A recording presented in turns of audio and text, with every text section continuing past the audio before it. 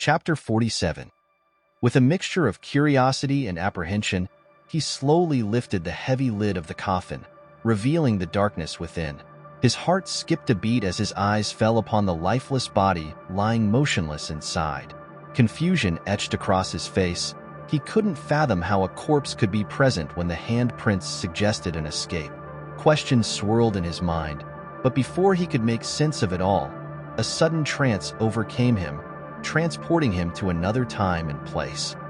In this trance-like state, he found himself witnessing a scene from Dracula's past, a moment that had remained hidden from the world until now.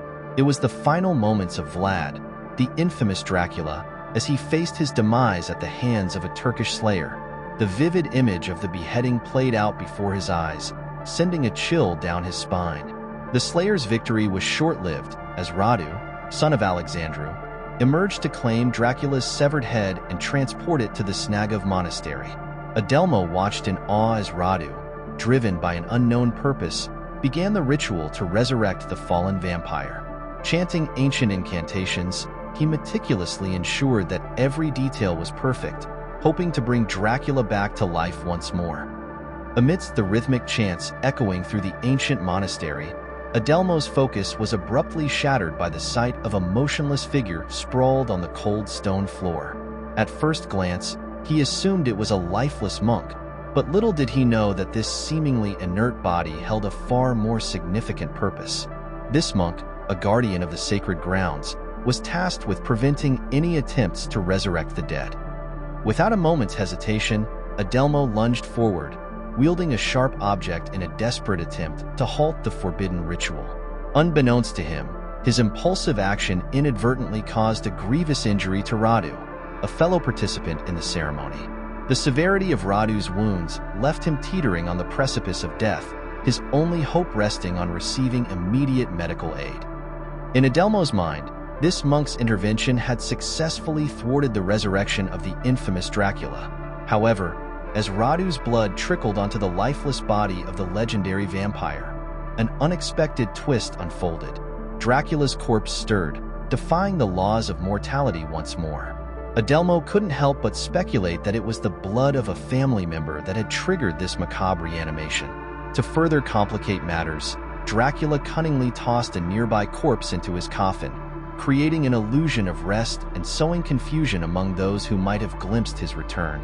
Adelmo's mind raced with questions. Was Dracula still lurking in the shadows, evading detection? Did his grandfather possess knowledge of this sinister event? And if so, why had no one come forward with any sightings or information? The enigma surrounding Dracula's current whereabouts and the lack of any credible reports left Adelmo both bewildered and apprehensive. As Adelmo's stomach growled, he realized that he was getting hungry. He decided to head back into town in search of a restaurant where he could grab a bite to eat. The thought of food was enticing, but he also had another motive in mind. Adelmo hoped that by dining at a local eatery, he might have the opportunity to strike up conversations with the townspeople and gather any possible information about the mysterious sightings of Dracula. With this plan in mind, he made his way to a nearby restaurant, eager to satisfy both his hunger and his curiosity. Once inside the restaurant, Adelmo took a seat and perused the menu, his mind still preoccupied with the strange events he had witnessed. He ordered his food, hoping that the act of eating would help him gather his thoughts. As he waited for his meal to arrive, he couldn't help but reflect on the fact that all of these bizarre occurrences had taken place at some point in time. The pieces of the puzzle were slowly coming together in his mind, and he was determined to make sense of it all. Just as Adelmo was lost in his thoughts, he noticed a familiar face entering the restaurant. It was the detective who had been involved in the incident on the plane. Seizing the opportunity, Adelmo approached the detective and politely asked if there had been any progress in the investigation. The detective recognized Adelmo and admitted that he had been meaning to reach out to him, but the recent events had made it difficult to keep up with everything. Intrigued, Adelmo inquired about the nature of these events, hoping to gain some insight into the larger picture. The detective explained that the plane incident was just the tip of the iceberg, as there had been numerous unsettling situations occurring throughout the city. The authorities were struggling to make sense of it all, leaving them unable to pinpoint the cause or nature of these occurrences. Adelmo, eager to contribute to the investigation, shared his theory that an open mind was necessary to unravel the mystery. He then mentioned his grandfather's name, Nicoletta Alexandru, wondering if the detective had any knowledge about his family that could shed light on the situation. The detective was taken aback by Adelmo's revelation. "Wow, I had no idea that your family history involved vampires and werewolves," he exclaimed. Adelmo nodded, a serious expression on his face. "Yes, it's quite fascinating. My grandfather believes that these creatures actually exist, and he has shared some compelling theories with me." Curiosity piqued, the detective leaned in closer. "So, what exactly did your grandfather tell you?" he asked, eager to learn more. Adelmo took a deep breath before continuing. "According to him, vampires and werewolves have been living among us for centuries, hiding in plain sight. They possess extraordinary abilities and can transform at will.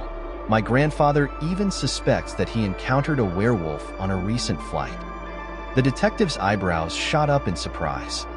"A werewolf on a flight? That's quite a claim. Did he have any evidence to support this theory?" Adelmo shook his head. "No, unfortunately, he didn't have any concrete proof. But he said that the transformation happened so quickly and discreetly that no one else noticed. It's a wild theory, I know, but it's the only explanation that makes sense to him." The detective mulled over the information, his mind racing with possibilities. "Well, I must admit, this is all quite intriguing. I've always been skeptical about these supernatural creatures, but your grandfather's stories have certainly made me question my beliefs. I'm willing to keep an open mind and listen to whatever else you have to share." Adelmo smiled gratefully. "Thank you, detective. I appreciate your willingness to consider the possibility. I have more to tell you, but it's quite a lot to take in. Are you ready for the next part of the story?"